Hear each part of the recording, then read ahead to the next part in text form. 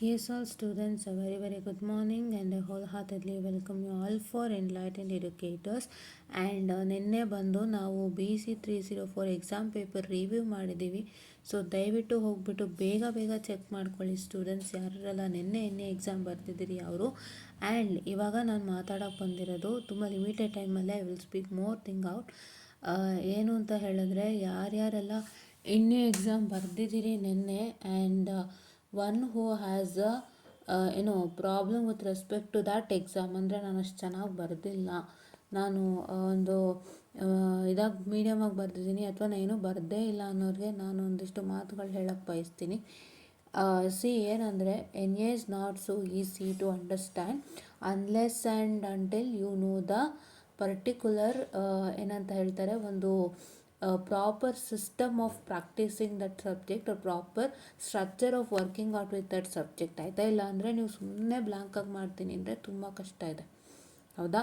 ನೀವು ಅದನ್ನ ಹೆಂಗೆ ಅರ್ಥ ಮಾಡ್ಕೊತೀರಾ ಅದ್ರ ಮೇಲೆ ಸಬ್ಜೆಕ್ಟ್ ಹೋಗುತ್ತೆ. ಚೆನ್ನಾಗಿ ನೀವು ಮಾಡೋದು ಇಷ್ಟೇ ಇದು ಅಂತ ಅಂದ್ಕೊಂಡ್ರೆ ತುಂಬ ಈಸಿ, ಇಲ್ಲ ಅಂತಂದರೆ ತುಂಬಾ ಕಷ್ಟ ಆಗುತ್ತೆ.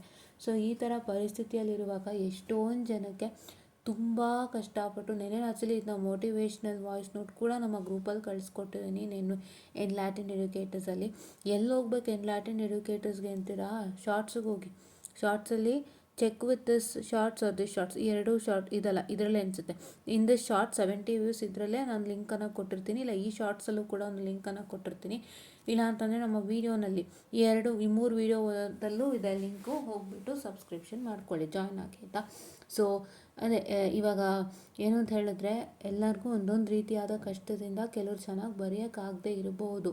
ಆದರೆ ದಯವಿಟ್ಟು ಅದಕ್ಕೆ ಕುಗ್ಗೋದು ಕೊರಗೋದು, ಈ ಸಬ್ಜೆಕ್ಟಿಂದ ಏನಾದರೂ ಫೇಲ್ಡ್ ಆಯಿತು ಅಂದರೆ ಸುಮ್ಮನೆ ಮಾರ್ಕ್ಸ್ ಕಮ್ಮಿ ಆದರೆ ಮತ್ತೆ ತಿರ್ಗಿ ಅದು ನೆಕ್ಸ್ಟಿಗೆ ಎಫೆಕ್ಟ್ ಆಗುತ್ತಾ, ಇದೆಲ್ಲ ಥಿಂಕಿಂಗ್ ಬೇಡ, ಆಯಿತಾ? ಈ ಸಬ್ಜೆಕ್ಟು ನಿಮ್ಮನ್ನು ಫ್ಯೂಚರಲ್ಲಿ ಎಲ್ಲರೂ ಕೊಂಡೊಯ್ಯಲ್ಲ, ಆಯಿತಾ? ಅಂದರೆ ಇನ್ ದ ಸೆನ್ಸ್ ಈಗ ನೀವು ಓದ್ತಾ ಇರೋಂಥ ಸಬ್ಜೆಕ್ಟು ನೆಕ್ಸ್ಟ್ ಫ್ಯೂಚರಿಗೆ ತುಂಬ ಇಂಪಾರ್ಟೆಂಟು ಅನ್ನೋದಾದರೆ ನೋಡಿ ಒಂದು ಸ್ಟ್ರಾಂಗಾಗಿ ಯೋಚನೆ ಮಾಡೋದ್ರಲ್ಲಿ ಅರ್ಥ ಇದೆ. ಬಟ್ ದಿಸ್ ಸಬ್ಜೆಕ್ಟ್ ನಿಮ್ಮನ್ನು ಫ್ಯೂಚರಲ್ಲಿ ಎಲ್ಲೂ ಕೊಂಡೊಯ್ಯಲ್ಲ. ಈ ಸಬ್ಜೆಕ್ಟ್ ನಿಮ್ಮನ್ನು ಒಂದು B ಲೆವೆಲ್ಗೆ ಈ ಸಬ್ಜೆಕ್ಟ್ ಕ್ಲೋಸ್ ಆಗುತ್ತೆ.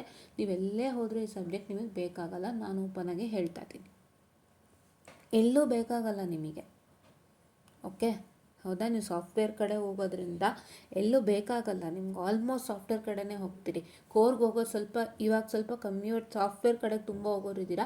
ವ್ಯಾರಿನ್ ಬಟ್ ನಾವು ಏನು ಚೇಂಜಸ್ ಆಗ್ಬೋದು ಗೊತ್ತಿಲ್ಲ, ಬಿಕಾಸ್ ಸಾಫ್ಟ್ವೇರ್ಲೇ ರಿಸೆಷನ್ ಆಗ್ತಿರೋದ್ರಿಂದ ಸುಮಾರು ಜನ ಕೋರ್ಗೂ ಶಿಫ್ಟ್ ಆಗ್ಬೋದು, ಹೇಳಕ್ಕೆ ಬರಲ್ಲ. ಬಟ್ ಕರೆಕ್ಟ್ಲಿ ನಾನು ಸಾಫ್ಟ್ವೇರ್ಗೆ ಹೋಗೋರ್ಗಾದರೆ ಈ ಸಬ್ಜೆಕ್ಟ್ ಅಷ್ಟು ಬೇಕಾಗಲ್ಲ. And the second thing is ಏನಂದರೆ ಭಯ ಇರುತ್ತೆ. ನನ್ನ ಪೇರೆಂಟ್ಸ್ ಏನಾದ್ರು ನನಗೆ ಹೇಳಿದರೆ ಏನಾದರೂ ನಮಗೆ ಪ್ರಾಬ್ಲಮ್ ಮಾಡಿದರೆ ಪೇರೆಂಟ್ಸು, ಅಂದರೆ ಈಗ ರಿಸಲ್ಟ್ ಬಂದಾಗ ಇಫ್ ಇನ್ ಕೇಸ್ ನಿಮ್ಗೆ ಏನಾದ್ರು ಇಶ್ಯೂಸ್ ಆಯಿತು ಅಂದರೆ ಸೊ ಆ ಟೈಮಲ್ಲಿ ಪೇರೆಂಟ್ಸ್ ಏನಾದ್ರೂ ನಿಮಗೆ ಬೈಯೋದು ಅನ್ನೋದು ಮಾಡಿದರೆ ಅಡ್ಜಸ್ಟ್ ವಿತ್ ದಟ್, ಅದಕ್ಕೂ ಹೆದರಬೇಡಿ, ಏನಾಗಲ್ಲ. ಹೆಂಗೆ ಗೊತ್ತಾ, every parents tells the same thing that ಎಲ್ಲರೂ ಮಾಡಿದ್ರು ನೀನು ಯಾಕೆ ಮಾಡಿಲ್ಲ ಅಂತ ಕೇಳ್ತಾರೆ. Because if every others is a pass and yours is not a pass, ಅದು ಕ್ವಶನ್ ಬರುತ್ತೆ, ಕರೆಕ್ಟ್ ಅಲ್ವಾ? But you should tell your status, ಅದು ನಿಮ್ಮ ಜವಾಬ್ದಾರಿ. ನೀವು ನಿಮ್ಮ ಸ್ಟೇಟಸ್ ಹೇಳಬೇಕು, ನನಗೆ ಹಿಂಗೆ ಪ್ರಾಬ್ಲಮ್ ಆಗ್ತಾಯಿದೆ, ನಾನು ಇಷ್ಟು ಕಷ್ಟಪಡ್ತಿದ್ದೀನಿ, ನಂಗೆ ಸ್ವಲ್ಪ ಇದಾಯಿತು ಎಲ್ಲ ನೀವು ಹೇಳ್ಕೊಂಡ್ರೆ, ಒಂದು ನಿಮ್ಮ ಸ್ಟೇಟಸ್ನ ನೀವು ಹೇಳ್ಕೊಂಡಾಗ ನಿಮ್ಮ ಕನಸಿನಿಂದಾಗಿ ನಿಮಗೊಂದು ಒಳ್ಳೆ ಪರಿಹಾರ ಕೊಟ್ಟು ಒಳ್ಳೆ ಜೀವನನೂ ಕೊಡ್ಬೋದು. ಅದು ಖಂಡಿತ ಆಗುತ್ತೆ. ನೀವೇ ಯೋಚನೆ ಮಾಡಿ, ದಯವಿಟ್ಟು ನೀವು ಆರೋಪಿ ಸ್ಥಾನದಲ್ಲಿ ನಿಂತ್ಕೋಬೇಡಿ. ನಾನು ತುಂಬ ಸಲ ಹೇಳಿದ್ದೀನಿ, ಬಿಕಾಸ್ ಎಲ್ಲರೂ ಅವ್ರವ್ರ ಕಷ್ಟಕ್ಕಂತಲೇ ಫೇಲ್ ಆಗೋಗಿರ್ತಾರಲ್ವ. ಯಾರೂ ಕೂಡ ಬೇಕು ಅಂತ ಫೇಲ್ ಆಗಲ್ಲ. ಕೆಲವೊಂದು ಸಬ್ಜೆಕ್ಟು ಬೇಕು ಅಂತ ಫೇಲ್ ಆಗೋಂಥ ಸಬ್ಜೆಕ್ಟೇ ಅಲ್ಲ, ಕರೆಕ್ಟ್ ಅಲ್ವಾ? ಎಸ್ಪೆಷಲಿ ನೆಟ್ವರ್ಕು ಯಾರೂ ಬೇಕು ಅಂತ ಫೇಲ್ ಆಗಲ್ಲ ರೀ, ಅದಿರೋದು ಹಂಗೆ ಅಲ್ವಾ? ನೀವೇ ನಾನೇನು ಮಾಡೇ ಇಲ್ಲ, ನಾನು ಶ್ರಮನೇ ಹಾಕಿಲ್ಲ, ನಾನು ಬೇಕು ಅಂತ ಫೇಲ್ ಮಾಡ್ಕೊಂಡೆ ಅನ್ನೋ ಥರ ನಿಮ್ಮ ಪೇರೆಂಟ್ಸಿಗೆ ತೋರಿಸ್ಕೋಬೇಡಿ, ಅದು ಇನ್ನೂ ದೊಡ್ಡ ಪ್ರಾಬ್ಲಮ್ ಆಗುತ್ತೆ ನೆಕ್ಸ್ಟು, ಆಯಿತಾ? ನೀವು ಅರ್ಥ ಮಾಡಿಕೊಂಡು try to convince your parents, try to make sure that ಇಲ್ಲ, ನಾನು ಇಷ್ಟು ಶ್ರಮ ಹಾಕಿದ್ದೀನಿ, ನನಗೆ ಈ ಥರ ಕಷ್ಟ ಆಯಿತು, ಈ ಸಬ್ಜೆಕ್ಟಲ್ಲಿ ನನಗೆ ಪ್ರಾಬ್ಲಮ್ ಆಯಿತು ನೀವು ಹೇಳ್ಕೊಂಡ್ರೆ ಅವರು ನಿಮ್ಗೆ ಒಳ್ಳೆ ರೀತಿ ಪರಿಹಾರ ಕೊಡಿಸ್ತಾರೆ. ಯಾವ ಪೇರೆಂಟು ಬೇರೆ ಮಕ್ಕಳದನ್ನು ಬಿಟ್ಟು ನಮ್ಮದನ್ನು ನೋಡ್ತಾರೆ, ನಮ್ಮ ಕೇಪಬಿಲಿಟಿ, ನಮ್ಮ ಸ್ಟೇಟಸ್ಸು, ನಾವೆಷ್ಟು ಶಕ್ತಿವಂತರಿದ್ದೀವಿ ಮಾಡಲಿಕ್ಕೆ, ಆ ಥರ ನಮ್ಮನ್ನು ಚೆನ್ನಾಗಿ ಅರ್ಥ ಮಾಡಿಕೊಂಡ್ರೆ ನಮ್ಮ ಜೀವನ ತುಂಬ ಚೆನ್ನಾಗಿರುತ್ತೆ. ಸೊ ಅದು ಮೇಯ್ನಾಗಿ ಅವ್ರಿಗೆ ಅದನ್ನು ನೀವು ಅರ್ಥ ಮಾಡಿಸ್ಬೇಕಷ್ಟೇ, ಇನ್ನೇನೂ ಇಲ್ಲ. ಆ್ಯಂಡ್ ಯಾರೂ ಭಯ ಪಡಬೇಡಿ, ಯಾರೂ ಟೆನ್ಷನ್ ಮಾಡ್ಕೋಬೇಡಿ. ಸಬ್ಜೆಕ್ಟಿಂದ ಏನಾದ್ರು ತೊಂದರೆ ಆದರೆ ಮುಂದಕ್ಕೆ ತುಂಬ ಕಷ್ಟ ಆಗುತ್ತೆ, ಹಿಂಸೆ ಆಗುತ್ತೆ. ಯಾಕೆಂದರೆ ಈಗ ಆಗೋದಾಗಿದೆ, ಇವಾಗ ಯೋಚನೆ ಮಾಡೋದ್ರಲ್ಲಿ ಪ್ರಯೋಜನ ಇಲ್ಲ. And don't go into any depression or wrong decisions. ಯಾಕೆಂತಂದರೆ ಜೀವನ ತುಂಬ ಇದೆ ಮುಂದಕ್ಕೆ. ಇದೊಂದು ಸಬ್ಜೆಕ್ಟು ನಿಮ್ಮ ಇಡೀ ಜೀವನ ಡಿಸೈಡ್ ಮಾಡಲ್ಲ.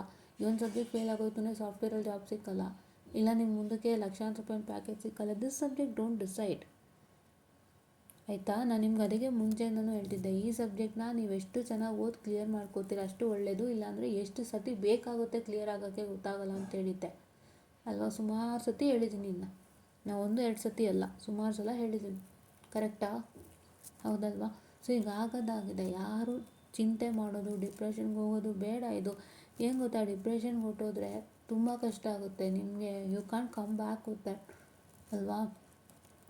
ಇದು ಜಯಿಸ್ಬೇಕೀಗ. ಪ್ರಾಬ್ಲಮ್ ಸಾರ್ಟ್ ಔಟ್ ಆಗಿದೆ ಅಂತಂದರೆ, ಪ್ರಾಬ್ಲಮ್ ಸಾರ್ಟ್ ಔಟ್ ಆಗಬೇಕು ಅಂದರೆ ನೀವು ಇದು ಜಯಿಸಲೇಬೇಕು. ನೀವು ಫಸ್ಟು ಮೇನ್ ಥಿಂಗ್ ಏನು ಮಾಡಬೇಕು ಅಂದರೆ, ಫಸ್ಟು ಮೇನ್ ಥಿಂಗ್ ನೀವು ಎಲ್ಲ ಥರ ಪ್ರಿಪ್ರೇಷನ್ ಮಾಡ್ಕೊಳ್ಳಿ.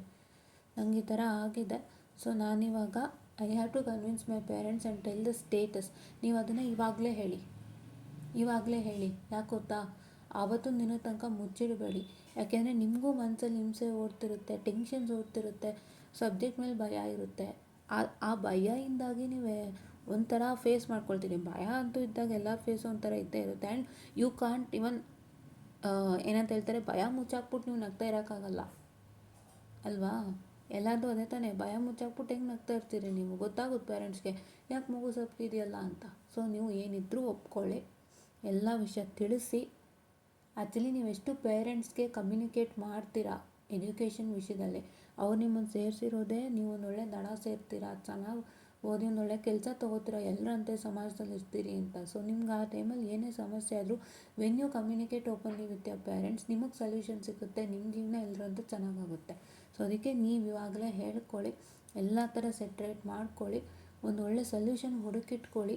ಏನಾದ್ರೂ ಈ ಥರ ನಾನು ಮಾಡಬೇಕು ಅನ್ನೋವಂಥದ್ದು ಸೊಲ್ಯೂಷನ್ ಇಟ್ಕೊಂಡು ಎಲ್ಲ ರೆಡಿ ಇಟ್ಕೊಂಡೆ ನಿಮಗೂ ಒಂದು ನೆಮ್ಮದಿ ಸಿಗುತ್ತೆ, ಒಂದು ಒಳ್ಳೆ ರೀತಿಯಾಗಿ ಒಂದು ಧೈರ್ಯ ಬರುತ್ತೆ. ಇಲ್ಲಾಂದರೆ ನಾನು ಚೆನ್ನಾಗೇ ಮಾಡಿಲ್ಲ, ಸುಮ್ಮನೆ ಗೊಂದಲ ಮಾಡ್ಕೊಂಡು ಕೂತ್ಕೊಳ್ಳೋದು, ಹಿಂಸೆ ಮಾಡ್ಕೊಂಡು ಕೂತ್ಕೊಳ್ಳೋದು, ಸರಿಯಾಗಿ ಊಟ ತಿಂಡಿ ಮಾಡದೇ ಇರೋದು, ಇದೆಲ್ಲ ಥಿಂಕಿಂಗ್ ಮಾಡ್ತಿದ್ರೆ ತುಂಬ ಕಷ್ಟ ಆಗುತ್ತೆ. ಯೋಚನೆ ಮಾಡಿ, ಎಲ್ಲ ನಿಮ್ಮ ಕೈಯಲ್ಲಿದೆ. ನೀವು ಎಲ್ಲ ಸತ್ಯನ ಒಪ್ಪಿಕೊಂಡು, ನನಗೆ ಈ ಥರ ಪ್ರಾಬ್ಲಮ್ ಆಯಿತು, ಅದಕ್ಕೆ ಕ್ಲಿಯರ್ ಆಗಿಲ್ಲ ಅಂತ ಒಪ್ಕೊಂಡು ಒಂದೊಳ್ಳೆ ಸೊಲ್ಯೂಷನ್ ಕಂಡುಕೊಂಡು, ಏನು ಪ್ರಾಬ್ಲಮ್ ಆದರೂ ನೆಕ್ಸ್ಟ್ ನಾನು ಏನು ಮಾಡಬೇಕು ಅಂತ ಥಿಂಕ್ ಮಾಡಿ ನೀವು ಒಂದೊಳ್ಳೆ ದಾರಿ ಕಂಡುಕೊಂಡಿರ್ತೀರ ಅಂದರೆ ನಿಮಗೆ ಫುಲ್ ಆರಾಮಾಗುತ್ತೆ. ಇಲ್ಲಾಂದರೆ ನೀವೇ ಯೋಚನೆ ಮಾಡಿ. ಸೊ ನಾನು ಆದಷ್ಟು ಮೋಟಿವೇಶನ್ ಕೊಡೋಕ್ಕೆ ಪ್ರಯತ್ನ ಮಾಡ್ತಾಯಿದ್ದೀನಿ. ಬಿಕಾಸ್ ಈ ಒಂದು ಸಬ್ಜೆಕ್ಟಿಂದ ನೊಂದು ಹೋಗಿರೋ ಜೀವಗಳು ತುಂಬ ಇದೆ, ನಾನೇ ಕಣ್ಣಾರೆ ನೋಡಿದ್ದೀನಿ. ಸೊ ಬೇಡ, ಆಯಿತಾ? ನೊಂದುಕೊಳ್ಳೋದ್ರಲ್ಲಿ ಅರ್ಥ ಇಲ್ಲ. ನಿಮ್ಮ ಕಷ್ಟಗಳಿಗೆ ಪರಿಹಾರ ಮಾಡ್ಕೋಬೇಕು ಹೊರತು ನೊಂದ್ಕೊಳ್ಳೋದ್ರಲ್ಲಿ ಅರ್ಥ ಇಲ್ಲ. ಸೊ ಅದಕ್ಕೆ ದಯವಿಟ್ಟು ಯಾವುದೇ ಫೇಸ್ ಆಫ್ ಲೈಫಲ್ಲಿ ಎಜುಕೇಷನಲ್ಲಿ ಒಂದು ಟೀಚರಿಂದ ಕ್ಲಾಸ್ ಅರ್ಥ ಆಗ್ತಿಲ್ವಾ, ನಿಮ್ಗೆ ಎಲ್ಲರಂತೆ ವಿಷಯ ಗೊತ್ತಾಗ್ತಿಲ್ವಾ, ನೀವು ಟೀಚರ್ ಹತ್ರ ಹೋಗಿ ಮಾತಾಡಿ ಸೆಟ್ರೇಟ್ ಮಾಡ್ಕೊಳ್ಳಿ, ಇಲ್ಲ ನಿಮ್ಮ ಪೇರೆಂಟ್ಸಿಗೆ ಹೇಳ್ಕೊಳ್ಳಿ. ಎರಡೂ ನೀವು ಮಾಡಿದ್ರೆ ನಿಮ್ಮ ಜೀವನ ಚೆನ್ನಾಗಾಗುತ್ತೆ. ಹೋಗು ಇದನ್ನೇ ಎಷ್ಟು ಹೇಳೋಕ್ಕಾಗುತ್ತೆ ಪೇರೆಂಟ್ಸ್ ಹತ್ರ, ಸುಮ್ಮನೆ ಹೇಳಿದ್ರೂ ಕೇಳಲ್ಲ. ಮಾಡಲಿಲ್ಲ ಅಂದರೆ ಎಲ್ಲರೂ ಓದ್ತಾ ಇಲ್ವಾ, ಈಗ ನೀವು ಓದಬೇಕು ಅಂತ ಪೇರೆಂಟ್ಸ್ ಕೆಲವು ರಿವರ್ಟ್ ಮಾಡಿಬಿಡ್ತಾರೆ. ಅಲ್ಲ, ಅವ್ರ ಪಾಠ ಅರ್ಥ ಆಗದೆ ಹೆಂಗೆ ಓದ್ಬಿಟ್ರು ಇವ್ರು ಓದಲಿಲ್ವಾ, ನಿಮ್ಗೆ ಯಾಕೆ ಆಗಲಿಲ್ಲ ಅನ್ನೋ ಹತ್ರ ಕೆಲವು ರಿವರ್ಟ್ ಮಾಡೋರು ಇದ್ದಾರೆ. ಆ ಥರ ಎಲ್ಲ ಮಾಡ್ತಾರೆ. ಸುಮ್ಮನೆ ಏನು ಹೇಳ್ಕೊಳ್ಳೋದು ಅಂತ ಮುಜುಗರ ಪಟ್ಕೋಬೇಡಿ. ಮುಜುಗರ ಪಟ್ಕೊಂಡ್ರೂ ನಿಮಗೇನೆ ಸಮಸ್ಯೆ. ದಯವಿಟ್ಟು ಅರ್ಥ ಮಾಡಿಕೊಂಡು ಇವಾಗಲಿಂದನೇ ಸ್ವಲ್ಪ ನೆಮ್ಮದಿ ಶಾಂತಿನ ತಂದುಕೊಳ್ಳಿ. ಭಯಭೀತರಾಗಬೇಡಿ. ದಯವಿಟ್ಟು ಶಾಂತವಾಗಿರಿ. ಮುಂದೆ ದೊಡ್ಡದು ನಿಮ್ಗೆ ಕಾಯ್ತಿದೆ. ಈ ಸಬ್ಜೆಕ್ಟ್ಗಳೆಲ್ಲ ನಿಮ್ಗೊಂಥರ ಪರೀಕ್ಷೆ ಇದ್ದಂಗೆ ಅಷ್ಟೆ. ಯಾವುದೂ ಸುಲಭ ಕೈಗೆ ಸಿಕ್ಕಲ್ಲ. ಎಲ್ಲದರಲ್ಲೂ ಒಂದು ಕಷ್ಟ ಇರುತ್ತೆ, ಒಂದು ಟ್ವಿಸ್ಟ್ ಇರುತ್ತೆ, ಒಂದು ಹಿಂಸೆ ಇರುತ್ತೆ, ಒಂದು ನೋವಿರುತ್ತೆ. ಯಾವುದೂ ಇಲ್ಲದಂತೆ ಸುಲಭವಾಗಿ ಸಿಕ್ಕಲ್ಲ. ಈಗ MBBS ಹೆಂಗೆ ಸಿಗುತ್ತೆ ಸುಲಭವಾಗಿ? ಸರ್ಟಿಫಿಕೇಟ್ ಕೊಟ್ಬಿಡ್ತಾರಾ? ಅವರೇನು ಓದಬೇಕು? 11 ಸಬ್ಜೆಕ್ಟ್ ಓದಬೇಕು, ಲ್ಯಾಬ್ರೇಟ್ರಿ ಮಾಡಬೇಕು. ಎಷ್ಟಿದೆ ರೀ, ಅವ್ರು MBBS ಸಿಲೆಬಸ್ ತೆಗೆದು ನೋಡಿ, ಅವ್ರು ಓದ್ತಾ ಇರ್ತಕ್ಕಂಥ ಬುಕ್ಸ್ ತೆಗೆದು ನೋಡಿ ಎಷ್ಟು ದಪ್ಪ ಇದೆ ಅಂದರೆ. ಆ್ಯಂಡ್ ವರ್ಡ್ಸ್ಗಳು ಹೆಂಗಿದೆ ಗೊತ್ತಾ, ನಿಮ್ಮ UPSCಗಿಂತ ಕಷ್ಟ ರೀ ಅದು. ಸುಮಾರು ಜನ UPSC ಕಷ್ಟ ಅಂತಾರೆ. UPSC ಓದೋಕ್ಕೆ ಕಷ್ಟ ಅಲ್ಲ. UPSC is a difficult part, I understand. ಅದೇ difficult, India's number 1 toughest exam ಅನ್ನೋದು ನಮಗೆ ಗೊತ್ತು. ಬಟ್ ಓದೋಕ್ಕೆ ಕಷ್ಟ ಆಗಲ್ಲ. ಯಾಕೆ ಹೇಳಿ, UPSCಲಿ ಅಷ್ಟು ಟರ್ಮ್ಸ್ ಬರಲ್ಲ. ನೀವೇನು ಹಿಸ್ಟ್ರಿ ಓದಿರ್ತೀರಾ from the 6th to 10th, history, geography, civics, economics ಎಲ್ಲ ಓದಿರ್ತೀರ, ಅದೇ ಬರುತ್ತೆ. ಹೌದಾ? ನೀವೇನೇನು ಓದ್ಕೊಂಬಂದಿರ್ತೀರಿ ಅದರಲ್ಲೇ ಬರುತ್ತೆ, ಅದನ್ನು ನೀವು ಓದಬೇಕಷ್ಟೆ. ಅದು ಓದಿ ಎಕ್ಸಾಮ್ ಪಾಸ್ ಮಾಡೋದು ಒಂದು ಟಫ್ ಕೆಲಸ ಅಷ್ಟೆ, ಯಾಕೆಂದರೆ ತುಂಬ ಇರುತ್ತಲ್ಲ ಅದಕ್ಕೆ. ಬಟ್ ಮೆಡಿಕಲಲ್ಲಿ ಎಷ್ಟು ದೊಡ್ಡ ದೊಡ್ಡ ವರ್ಡ್ ಇರುತ್ತೆ, ಎಷ್ಟು ಟಫ್ ಟೆಕ್ಸ್ಟ್ ಬುಕ್ಸ್ ಇರುತ್ತೆ, ಎಷ್ಟು ಟಫ್ ಕಾನ್ಸೆಪ್ಟ್ ಇರುತ್ತೆ, ಅದನ್ನೆಲ್ಲ ಅವರು ಜೀವಮಾನ ಇಡೀ ಜ್ಞಾಪಕ ಇಟ್ಕೋಬೇಕು ರೀ. ನೀವು ಸಾಫ್ಟ್ವೇರ್ ಇಂಜಿನಿಯರ್ಸು, ನೀವು ಅಲ್ಲಿಂದಲ್ಲಿ ಕಲಿತು ಇಷ್ಟಿಷ್ಟೇ ಏನು ಕಲಿತೀರಾ, ಒಂದು ಸಾಫ್ಟ್ವೇರ್ ಕಲಿತೀರಾ, ಒಂದು ಸಿಂಪಲಾಗಿ ಏನೋ ಒಂದಿಷ್ಟು ಕೋರ್ಸಸ್ಗಳು ಕಲ್ತ್ಕೊಂಡು ಅಲ್ಲಿ ವರ್ಕ್ ಮಾಡ್ತೀರಾ. ಬಟ್ ಅವರು ಎಷ್ಟು ಜ್ಞಾಪಕ ಇಟ್ಕೋಬೇಕು, ಎಷ್ಟು ಅವರು they have to upgrade themselves, that to difficult upgradations that to do in their life ಅಲ್ವಾ. ಅವ್ರಿಗೂ ಅಷ್ಟು ಕಷ್ಟ ಇದೆ, ಎಲ್ಲೂ ಕಷ್ಟ ಇಲ್ಲದೆ ಖಂಡಿತ ಈಸಿಯಾಗಿ ಸುಖ ಸಿಗಲ್ಲ. ಸೊ ನೀವೇ ಅರ್ಥ ಮಾಡಿಕೊಂಡು ಎಲ್ಲ ಥರ ಮೋಟಿವೇಶನ್ ತೊಗೊಂಡು ಕಷ್ಟಪಟ್ಟು ಮುಂದೆ ಬಂದವ್ರನ್ನ ನೋಡಿ ಗೊತ್ತಾಗುತ್ತೆ. ತುಂಬ ಜನ ಕಷ್ಟಪಟ್ಟು ಮುಂದೆ ಬಂದಿರ್ತಾರೆ, ಯಾರೂ ಕಷ್ಟ ಅಂತ ಕುಗ್ಗು ಹೋಗಲ್ಲ. ಇವತ್ತು ಕಷ್ಟ ಅಂತ ಕುಗ್ಗು ಹೋಗಿದ್ರೆ ನಮಗೆ ಇವತ್ತು ಎಷ್ಟೋ ದೊಡ್ಡವ್ರು ಸಿಗ್ತಿರ್ಲಿಲ್ಲ. ಕರೆಕ್ಟ್ ಅಲ್ವಾ? ನೀವು ಯಾರೇ ಸಾಧಕರು ನೋಡಿ, ಕಷ್ಟ ಅಂತ ಕುಗ್ಗು ಹೋಗಿದ್ರೆ ಎಷ್ಟೋ ದೊಡ್ಡವ್ರು ಸಿಗ್ತಿರ್ಲಿಲ್ಲ ಅವ್ರು ಇವತ್ತು ಲೈಫಿಗೆ.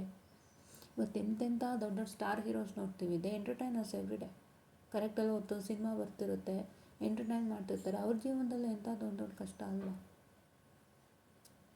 ಎಂಥ ದೊಡ್ಡ ಕಷ್ಟ ಅಲ್ವಾ. ಆ್ಯಂಡ್ ಎಷ್ಟೋ ಜನ ಪಾಲಿಟಿಷಿಯನ್ಸ್ ಇದ್ದಾರೆ, ಎಷ್ಟೋ ಜನ ಇನ್ವೆಂಟರ್ಸ್ ಇದ್ದಾರೆ, they also had lot of difficulties. ಎಷ್ಟೋ ಜನ IAS ಆಫೀಸರ್ಸ್ ಇದ್ದಾರೆ, they also had lot of difficulties. ಆ ಡಿಫಿಕಲ್ಟೀಸ್ನ ನಂಗೆ ತುಂಬ ಕಷ್ಟ ಆಗ್ತಿದೆ, ನಂಗೆ ಆಗಲ್ಲ ಅಂತ ಬಿಟ್ಟಿದ್ರೆ ಇವತ್ತು ಎಷ್ಟೋ ಜನ ಸಮಾಜ ಸೇವಕರು ನಮ್ಮ ಲೈಫಲ್ಲಿ ಇರ್ತಿರ್ಲಿಲ್ಲ, ಎಷ್ಟೋ ಜನ ಇನ್ವೆಂಟರ್ಸ್ ನಮಗೆ ಬರ್ತಿರ್ಲಿಲ್ಲ, ಎಷ್ಟೋ ಹೊಸ ವಸ್ತುಗಳು ಇನ್ವೆಂಟ್ ಆಗ್ತಿರ್ಲಿಲ್ಲ, ಯಾವುದೂ ಆಗ್ತಿರ್ಲಿಲ್ಲ ಅಲ್ವಾ. ಪ್ರತಿಯೊಬ್ಬರ ಲೈಫಲ್ಲೂ ಡಿಫಿಕಲ್ಟಿ ಇದೆ. ಮತ್ತು ನನ್ನ ಲೈಫಲ್ಲೂ ಡಿಫಿಕಲ್ಟಿ ಇತ್ತು. ನಾನು ಎಷ್ಟು ಕಷ್ಟಪಡ್ತಾ ಇದ್ದೀನಿ, ನಾನೆಲ್ಲೋ ಮಧ್ಯದಲ್ಲಿ ಬ್ರೇಕ್ ಮಾಡಿದರೆ ಇವತ್ತು ಇಲ್ಲಿಗೆ ಯಾಕೆ ಬಂದು ಮಾತಾಡ್ತಿದ್ದೆ, ಇಲ್ಲ ಅಲ್ವಾ. I am a good example speaking in front of you, wherein I had also faced lot of difficulties during engineering time, wherein I did not give up. I came back till here and I am speaking in front of you. ಹೌದಾ?